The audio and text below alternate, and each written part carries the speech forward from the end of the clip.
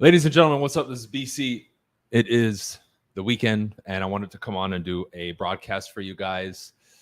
I want to get back to going live on Facebook and YouTube at least once a week, if not twice, until I determine like an official date and time of when I can weekly like run a show, right? So let's get started. I titled this, How to Determine Real Value of Getting Professional Help. I toyed around for a while about this title, but I think this is key because this is applicable to anything that you want to, again, take to another stratosphere. You want to be a great real estate agent. You want to be a phenomenal salesperson. You want to be a great actor, athlete, right? A scholar, warrior, whatever it is, right? If you want to be the best at something, the top 1%, 5%, you're going for the prize, right? That's the context of what I'm talking about here. And anybody who wants to be in that category in any of the endeavors that I said or any other ones, I'm going to explain why. There's 5 key kind of elements that I want to talk about here and break down a few points underneath each one, because I still believe that a chunk of human beings think that they're special and they can get around this stuff when you can't. Like, you literally can't, right? So let's get into it, right? I broke it down into 5 categories with subcategories, right? The first one is experience, right? Give you an example. Somebody comes to me who wants to learn some of these things that I teach, building up your social media, using social media to make money, becoming a phenomenal salesperson, communicator, public speaker, building your brand, building your real estate business, scaling your real estate business, going nationwide with a team, going solo team, like all these things that I teach, right? So experience, right? Experience effectively gives you access to information that is applied knowledge at a high level and gives you a perspective that you otherwise would not have, right? If we break that down by the numbers, somebody comes to me and wants to learn about door knocking. Well, I've knocked on over 100,000 residential doors in my career. I've made hundreds of thousands of phone calls, right? I've been on hundreds and hundreds of presentations to buyers and sellers, right? So I offer a perspective that very few people, if not no one else, has. And that is valuable, quantifiably valuable. Why? Well, for many reasons. You avoid costly mistakes. It's a unique position, right? Imagine everything I had to go through, the mistakes and everything. Now you're being taught by somebody to potentially avoid some of those things or make less mistakes, which gives you a tremendous advantage, right? It's a unique advantage, right? And again, I don't want to sit here and rifle through these things too much, but the 4 subcategories that I wrote are shortening the learning curve. You're getting access to not book knowledge, but applied knowledge, a unique perspective, right? Because this person can tell you what you don't know because you don't know what you don't know, but they can also see things that you don't see and point it out in you, right? They're like that bird's eye view. And lastly, they help you avoid costly mistakes, either eliminate them entirely or minimize them. That in itself is extremely valuable. Okay. And I saw that from the outside most recently, like getting into my real estate career. That's why I got a coach and I got professional help right away. Right. Number 2 is commitment. The moment you do that and you decide to do it, you are now committed. And the 4 subcategories I wrote are: you're confirming your self-belief, you're locking into your vision, you're blocking out alternatives, and you're facing discomfort. Confirming self-belief. You're not going to do something like that. You're not going to seek professional help unless you truly, again, believe in what it is that you want to do. Top actor, athlete, et cetera, et cetera. So you're doubling down on the self-belief and saying, not only did I say it and think it, I actually believe it. And I'm willing to go all in with it, right? You're locking into your vision. You had a vision, you had goals, you had aspirations. This locks you into it effectively because, just like the word implies, you're committed now, okay? You're blocking out alternatives. When you commit to getting the professional help and you're like, okay, I got it, now all the other alternatives and all the things that were floating around suddenly blur away, and you go tunnel vision with this help and the journey and the dedication of what it's going to take to achieve what you want to achieve, right? And you're facing discomfort, right? A lot of people are uncomfortable with this idea because of the level of commitment that it requires, but we have to be able to effectively get over it because we know where that discomfort is for you, that edge of that bubble, whatever you want to call it, is where life limits you. And the further that's pushed out, the more experience you have, the more access you have to more of life. And the closer it is to you, meaning if you're unwilling to ever really feel this discomfort, your life will be very limited in its experience and what you can do and your capabilities and your potential because you're held back, right? So that commitment handles that because it's an extension of it. All right, that's number 2. Number 3 is tradition. You're following the tradition by doing this. And I put 4 subcategories. Number 1, it's the path that's followed. Number 2, you're trusting the process. Number 3, faith in the leader/teacher. And number 4, the sensei and student sacred relationship, right? And there's a dynamic in there that I'm going to explain to you, right? But the first one, this is the path that's followed, dude. If you want excellence, this is what you do. In today's world, professional help, we pay for it. Back in the day, you didn't. Well, you paid for it, but in different ways. But it's the path of the high achievers. This is what they do without exception. Number 2, trusting the process. You're going to be handed a blueprint. Someone's going to tell you to do something. You're going to have to follow a certain blueprint, code, plan of action. And now you have to effectively trust it and follow that path, right? Number 3 is wherever you can't fill in the blank, meaning things that you don't know, you have to have full faith and trust in the teacher. You may not have it in yourself, but you have it in them because they've walked this path and they're guiding you down a way and to a destination that you've never been to before. How could you have faith?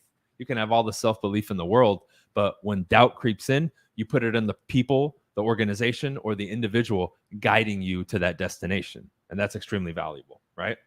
And the last one is to be a master practitioner at anything, you need to first be able to be a master student. And that comes with the sensei mentor to student relationship.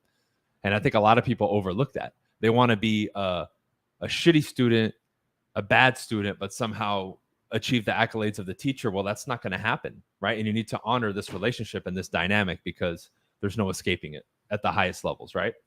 So we've gone over 3 points and 4 subcategories of each one, right? The next one, right? Main category, I call it extraordinary. And there's 4 subcategories. 1, elite versus normal. And I'll explain these. Number 2, you have to be, in quotes, crazy. Number 3, what comes with it. And number 4, sacrifice. First one, elite versus normal. When you seek professional help and get it to achieve what you want to achieve at that highest level, you're now choosing a different path. The average existence, the average lifestyle, average results, average experience, you just walked away from that. Therefore, this elite, this different, this higher path will be extraordinary. And with it comes the request or the ask of extraordinary, right? But now everything changes. Your whole perspective, how you live, the people in it, how you communicate, how you walk, talk, everything. You're now separating yourself from what most people do in the average, and you now have to walk this new path and accept it, right? So this feeds into the second point of you have to be crazy. Again, what I just described in the previous point, that's the expectation. That's what the average person does. And most people either innately, they think they desire it, or that's people's, again, projections and expectations on the individual. So therefore, those same people, when you choose this path, will call you crazy, and you need to be okay with that. You need to know, hey, I'm not normal, and say that proudly. I will do what other people are unwilling to do. I will walk the path that's walked by few. Again, you have to fully embrace that and accept it, because you will be labeled as crazy, and you have to understand that you are different and crazy, right? Otherwise, you would be like everybody else. Number 3, what comes with it? Criticism, judgment, people pointing the finger, asking questions, not supporting you. All the stuff that sometimes we complain about comes with seeking professional help and wanting to be the best. So you have to accept it and understand the dynamic, which is the key, right? Number 4, sacrifice. It's going to require a tremendous amount of sacrifice. You may have to sacrifice temporary comforts, your current friendship circle, your current life. Maybe things that are pastimes for you that aren't productive or conducive to your growth. You might have to sacrifice them, at least temporarily, right? Are you willing to do that? Because that is the path of the chosen. That's a necessary requirement, all right? And here's the last one. Traits. I named this one with 4 subcategories and 4 traits. Decisive or decisiveness, risk, ambitious or ambitiousness, and desire. These are the traits. Again, under the umbrella of seeking professional help. By doing it, you're exercising and building your decisiveness. And we know high achievers, people who are great at anything, are very decisive. Athletes, extremely decisive. Top level actors, decisive. Business people, very decisive, right? Whatever you want, they're decisive. Great communicators are decisive, right? Number 2, risk. The actor, the athlete, the professional, the business person, the real estate guy, the salesperson, the top of the top, they're risk takers. They don't take blind risk, but they're risk takers. They're willing to risk.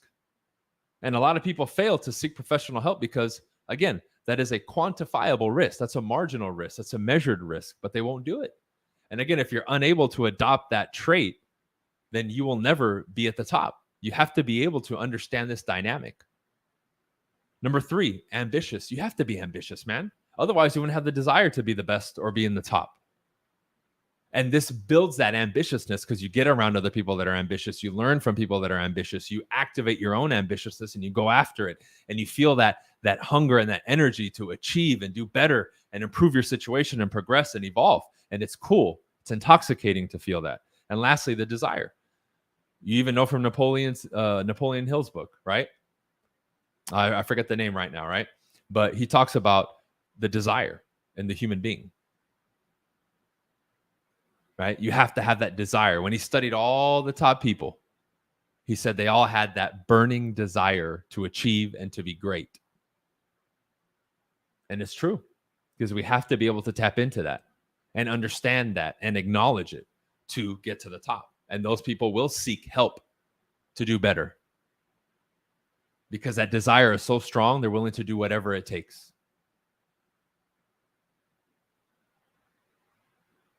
So that's, in my eyes, and there's Think and Grow Rich. There we go. There's many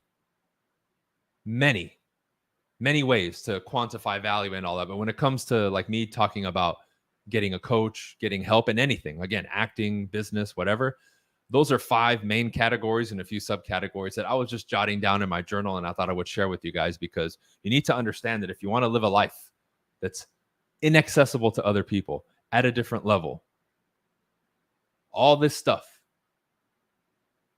you're going to have to walk this path. You're going to have to do this. And there's no way around it.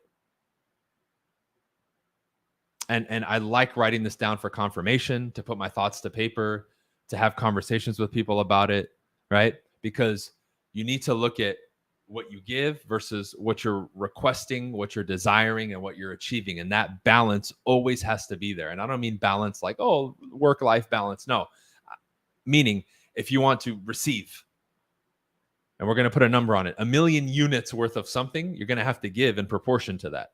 You're not going to cheat life and the universe or God or whatever you believe in by giving 1 unit and getting 1 million in return. It's just, that's not going to happen. And and maybe people aren't aware of it, but that dynamic is always present. And people may not be knowingly doing that, but they are, and they don't recognize it. You will never cheat that. Okay. So hopefully this helped you. Again, I was just journaling and I figured that would be something cool that I could come on and talk to you guys about for a little bit on the weekend. Cause I read a lot, write a lot, I'm finishing up my books and some of that other stuff. But as always, you guys have, if you're listening to this on Facebook or YouTube, you have my links in the description. If you want to schedule a strategy call, you need help with something, all my coaches and coursing, briancasella.com. If you're in the real estate world and you want to plug in with Real, I have over 100 people in my network now. I'm more than happy to bring you on or talk to you about the opportunity a little bit more. All those links are in the description. All right. Have a great weekend, y'all, and we'll see you on the next one. Peace.